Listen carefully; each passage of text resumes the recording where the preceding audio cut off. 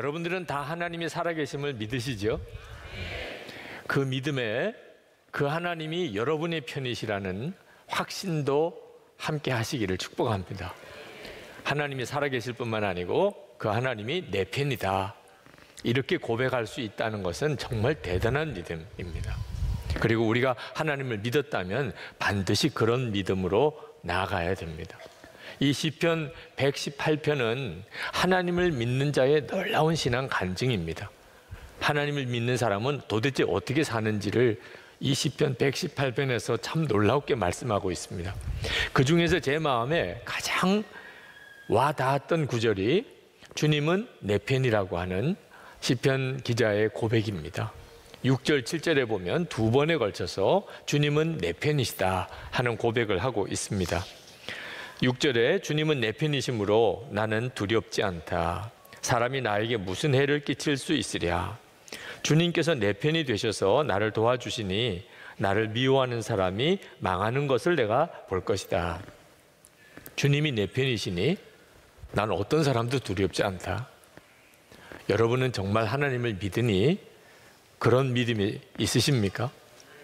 나 어떤 사람도 두렵지 않아. 왜? 하나님이 내 편이시니. 우리가 하나님을 진짜 믿는다면 그런 믿음으로 하나님을 믿어야 마땅한 일이죠. 이 시편 기자는 하나님의 인자하심이 영원하시다는 고백을 1절부터 4절까지의 4번이나 반복하고 있습니다. 하나님의 인자하심이 영원하시다고 한 고백을 4번이나 연속으로 한다는 이야기는 그걸 들어서 아는 게 아니라 이런 뜻입니다. 들어서 알 수도 있죠. 여러분, 하나님의 인자하심이 영원하심을 아십니까? 알지요. 왜? 성경에 나와 있으니까. 근데 4번이나 연속으로 하나님의 인자하심은 영원하시도다 하라, 그렇게 그가 외치는 것은 그가 실제로 체험했기 때문에 그런 것이죠. 하나님의 인자하심이 영원하시구나, 본인이 체험했다는 거죠. 이 시편 기자는 아주 심각한 고난 속에 거의 죽을 지경이 되었을 때 하나님의 구원하심을 체험했습니다. 5절에 보면은 이렇게 말합니다. 내가 고난을 받을 때에 부르짖었더니 주님께서 나에게 응답하여 주시고 주님께서 나를 넓은 곳에 세우셨다. 어느 정도로 고난이 심각했는지 10절과 12절에 보면 어느 정도 이해할 수 있습니다. 10절에 그는 이렇게 말합니다. 문 나라가 나를 에워쌌지만 세상의 모든 나라가 나를 죽이려고 나를 포위하고 있다. 여러분 한번 상상해 보세요. 한 사람만 나를 죽이려고 해도 정말 살아가기가 힘들 정도로 두려울 텐데 세상 모든 나라가 나를 에워싸고 있다.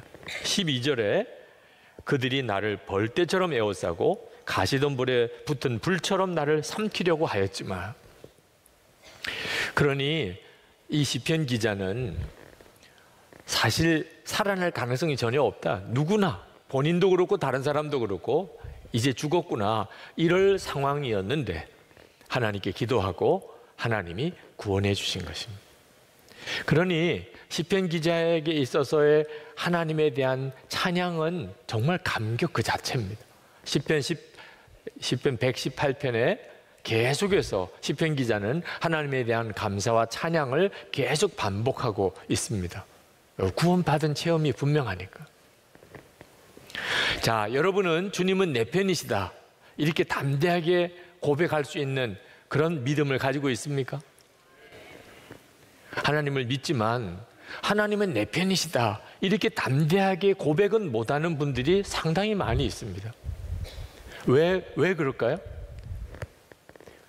자기의 처지와 형편을 보고 하나님이 내 편인지 아닌지 판단하려고 하기 때문에 그렇습니다.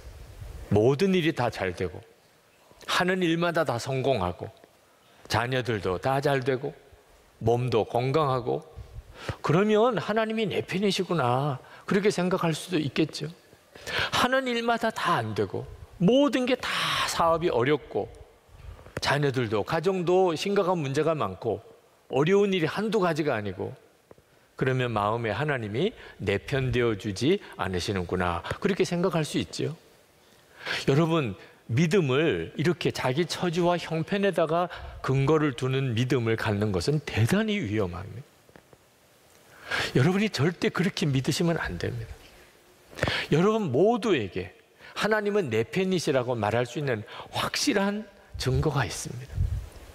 여러분 중에는 하나님이 나라는 존재를 알기는 아실까?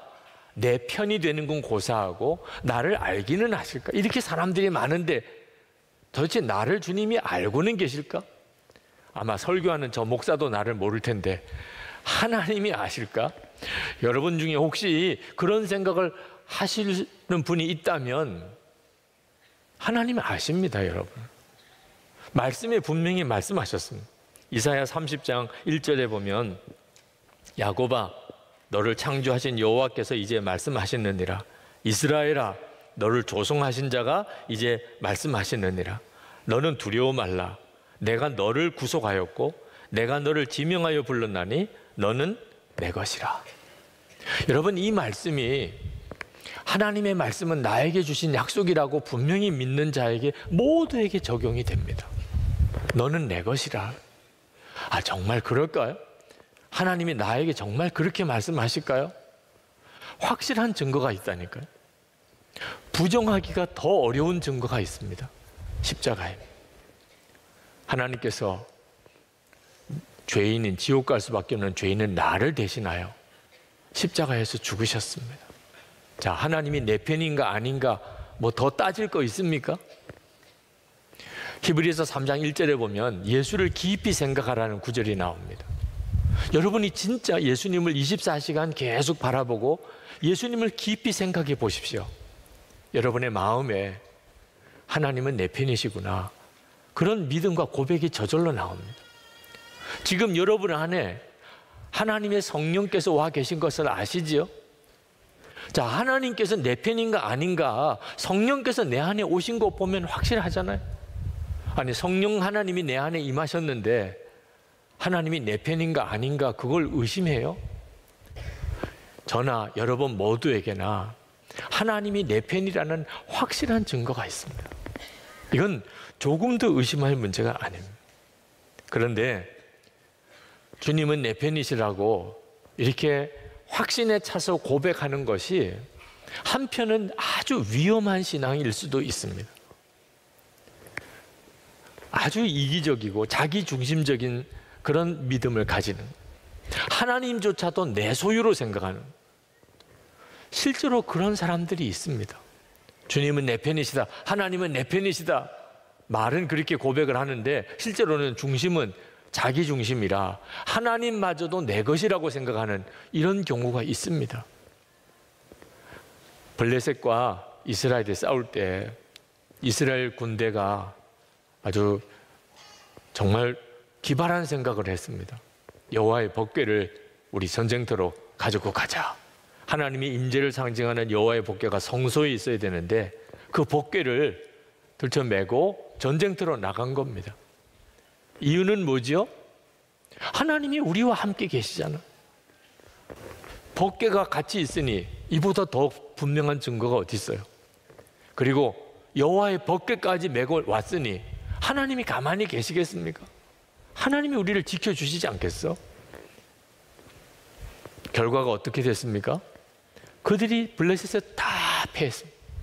그리고 여호와의 법궤는 뺏겨서 가나안 우상 신전에 처박혔습니다. 하나님이 내 편이라고 그렇게 외치고 여호와의 법궤까지 끌고 다녔는데 이게 무슨 꼴입니까? 하나님이 내 편이시라는 것에 있어서 중심이 자기 자신이라는, 말을 해도 생각을 해도 무슨 행동을 해도 철저하게 자기 중심. 내가 한번 옳다고 생각하면 무슨 일이 있어도 안 바꿉니다. 하나님조차도 바꾸지 못합니다. 이런 믿음을 가지고 있는 사람에게는 주님이 내 편이라고 고백하는 것이 그에게는 화가 됩니다. 여러분, 우리가 어릴 때 부모님의 돌봄 가운데 자랐잖아요. 여러분, 부모는 항상 자식 편입니다. 그렇죠? 네. 언제나 부모님은 내 편이 되어 주시죠. 근데 한 번 내가 아버지, 어머니 편에서 생각을 해보았나? 부모가 되어서야 비로소 깨닫습니다. 그때 아버지가 이런 생각하셨겠구나. 그때 어머니 심정은 이랬겠구나. 우리는 참 너무 늦게서야 깨달아요. 그런데 우리는 하나님을 믿는 믿음도 꼭 같습니다. 끊임없이 나예요. 하나님 나 도와주세요. 하나님 내게로 와서 나와 함께 해주세요. 중심은 나예요. 이제 그게 바뀌어야 합니다. 하나님은 나의 하나님, 하나님은 내 편이시다. 여러분이 그렇게 고백하려면, 여러분이 주님의 편이 되시면 금방 해결됩니다. 여러분이 주님의 편이시니 주님은 여러분의 편이죠. 여러분이 이 사실을 놓치지 않아야 돼요. 여러분이 항상 주님의 편에 서기를 힘쓰시면 주님은 내 편이시라고 고백하면 고백할수록 하나님의 영광이 드러나게 됩니다. 이 시편 118편의 시편 기자는 주님은 내 편이시라고 그렇게 외쳤는데, 그가 고백하고 노래하는 것을 가만히 보면 그는 철저히 하나님 편이었습니다. 하나님을 향하여 있었습니다. 8절 9절에 보면 주님께 몸을 피하는 것이 사람을 의지하는 것보다 낫다. 주님께 몸을 피하는 것이 높은 사람을 의지하는 것보다 낫다. 하나님을 믿는다고 하면서도 하나님보다는 사람이 더 커 보이는 사람이 수도 없이 많습니다. 지금 이 자리에도 솔직히 내가 하나님을 믿기는 하지만 지체가 높은 사람, 지위가 높은 사람, 그 사람이 더 의지가 되는 이들이 있으실 거예요. 근데 시편 기자는 아니었어요. 하나님께 피하는 것이 내가 지위가 높은 사람을 의지하는 것보다 훨씬 더 낫다. 그는 분명히 하나님을 알았어요. 어떤 사람과도 비교할 수 없이 크신 하나님을 그는 알았단 말이에요. 그래서 그는 어떤 일이든지 항상 하나님께로 향했습니다. 하나님께 나에게 와주세요라고 안 했습니다. 그가 하나님께로 피했어요. 철저하게 하나님 중심이었습니다. 이런 믿음을 가지고 있고 이런 태도를 가진 사람은 반드시 하나님의 강력한 역사가 그의 삶 속에 나타납니다. 10절에서 12절에 보면 3번이나 주님의 이름으로 원수를 물리쳤다는 고백을 하고 계세요. 12절만 읽어보면 그들이 나를 벌떼처럼 에워싸고 가시던 불에 붙은 불처럼 나를 삼키려고 하였지만 나는 주님의 이름을 힘입어서 그들을 물리쳤다. 여러분, 대적과 싸울 때 정말 주님의 이름만 의지할 믿음이 있습니까? 철저히 하나님의 편에 서는 사람, 그래서 하나님도 내 편이신 것을 확실히 믿는 사람, 그 사람은 주님의 이름으로 어떤 대적도 싸워 이길 믿음이 생겨요. 지금 주님이 우리 가운데 역사하지 않으신다면 지금 이 예배를 설명할 방법이 없습니다. 우리는 예배 드릴 때마다 주님을 만나게 돼 있어요. 약속하셨습니다. 제가 노방 찬양 전도를 그렇게 다닐 때 역 광장에서 함께 간 교우들과 함께 거기서 서서 먼저 하나님을 크게 찬양을 합니다. 사람들이 구경하기도 하고 그냥 외면하기도 하고 지나가지만 중요한 것은 하나님을 찬양하는 것입니다. 그런데 그때마다 느껴요. 마치 누군가가 우리를 노려보고 있다는. 그럴 수밖에 없겠죠. 우리가 교회 안에서 찬양하는 게 아니고 길거리에 나갔습니다. 역 광장에 나갔습니다. 세상에는 세상 임금이 있다고 그랬습니다. 이 세상을 장악하는 마귀는 자기 영역에 성도들이 나와서 찬양하는 것에 대해서 그가 좋아하겠습니까? 그러니 노려볼 수밖에 없겠죠. 그게 너무 무서워서 전도하러 같이 나갔는데 찬양 대열에는 서지 못하는 교인들도 있었어요. 조금 떨어져서 멀찌감치 지켜보는. 충분히 이해할 수 있었어요. 처음 나오시는 분들은 그런 뭐라고 설명할 수 없는 두려움이 느껴집니다. 자, 그렇다면 여러분, 지금 이렇게 모여서 찬송하고 기도하는 이 예배당 안에서 누가 우리를 보고 기뻐하실까요? 아니, 길거리에 나가서, 세상에 나가서 여러분이 성도로서 살고 또 복음을 전할 때 그때 마귀가 노려보는 것 같은 느낌을 여러분 다 경험했잖아요. 그게 무서워서 내가 예수 믿는다고 담대하게 말하지 못하는 순간도 있었잖아요. 그렇다면 지금 이렇게 예배당 안에서는 우리가 하나님께 찬양하고 예배할 때 우리를 보면서 기뻐하시는 주님을 느낄 수 있어야 되잖아요. 그 눈이 뜨이셔야 돼요. 우리 아기학교 전도사님이 한 번은 4살 된 아기 이야기를 하더라고요. 4살 된 아기가 전도사님에게 이렇게 이야기하더래요. 전도사님, 좋으신 하나님 찬송을 부르면 자꾸 눈물이 나요. 4살 된 아기가 좋으신 하나님 찬송을 부르면 자꾸 눈물이 난대. 여러분 혹시 이 영상 보셨나 모르겠어요. 우리 교회 유아부실에서 어떤 아기가 기도하는 장면 한번 보여드리겠습니다.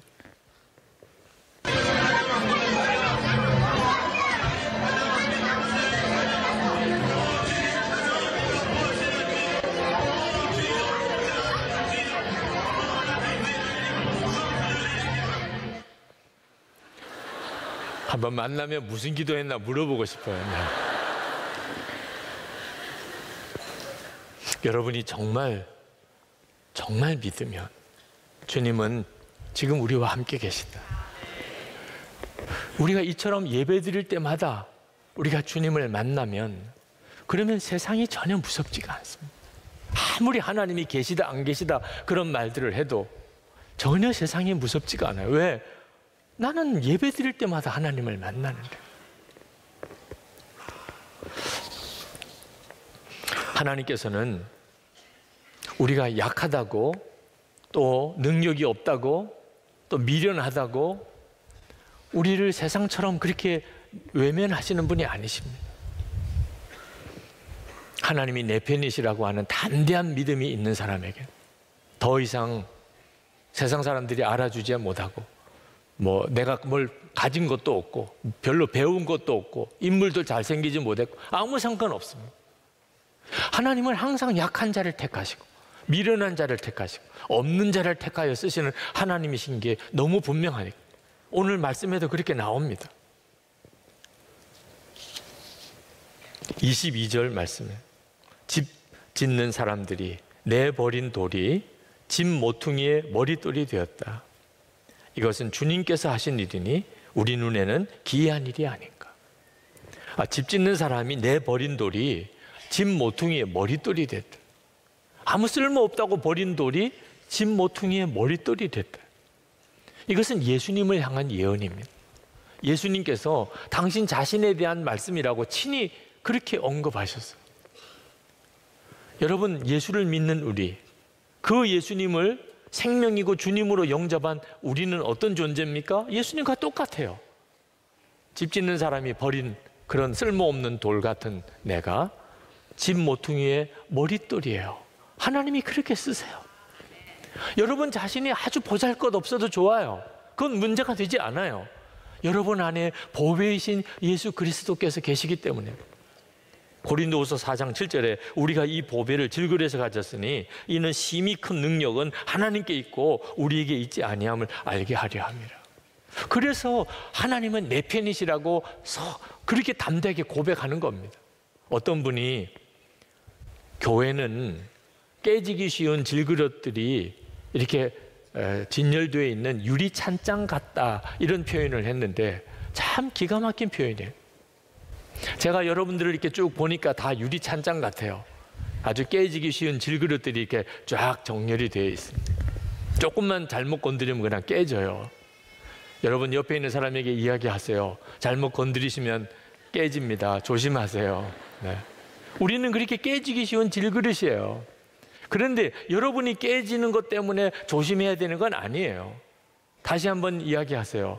깨져도 상관없어요. 별로 비싸지도 않아요. 우리는 질그릇이에요. 깨진다고 그래서 크게 신경 쓸 그릇도 아닙니다. 그러나 우리가 서로를 정말 조심스럽게 대해야 될 이유가 있어요. 그것은 나는 질그릇 같지만 내 안에는 보배이신 예수님이 계십니다. 우리가 다 질그릇 같은 존재지만 우리 안엔 보배이신 주님이 계십니다.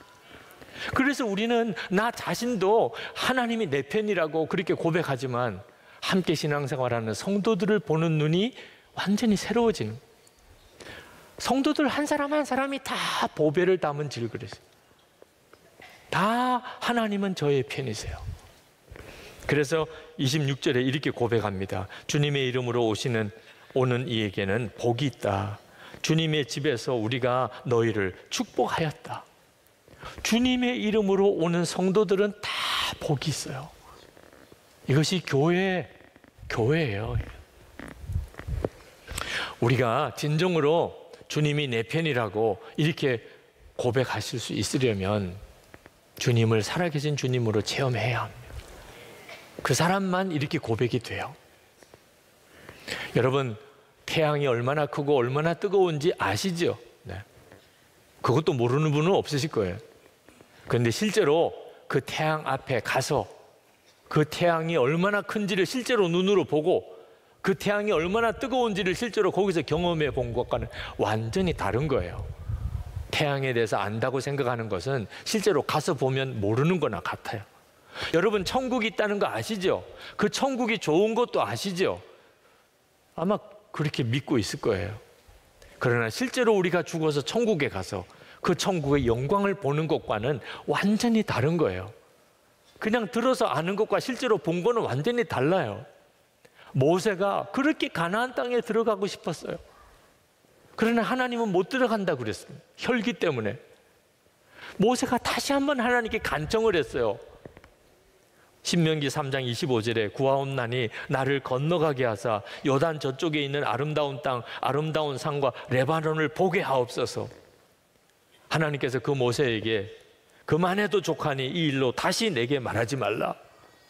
그리고는 그 모세를 그 요단 건너편에 비스가산 꼭대기로 데리고 올라가서 그 비스가산 꼭대기에서 요단 건너편에 있는 가나안 땅을 그렇게 보게만 하시고 모세를 거둬가셨습니다. 여러분, 모세가 가나안 땅 보았어요. 비스가산 꼭대기에서 요단강 건너편에 있는 땅을 보았다고요. 그러나 실제로 가나안 땅에 들어가서 거기서 그 땅을 본 것과는 완전히 달라요. 여러분, 예수님에 대해서 수도 없이 들었잖아요. 여러분, 정말 주님은 내 편이시라 그렇게 고백하고 항상 여러분이 주님의 편에 살면서 믿는 자의 그 영광을 드러내기를 원하신다면 우리 다 일어나서 함께 찬양하고 통성으로 기도하면 좋겠습니다.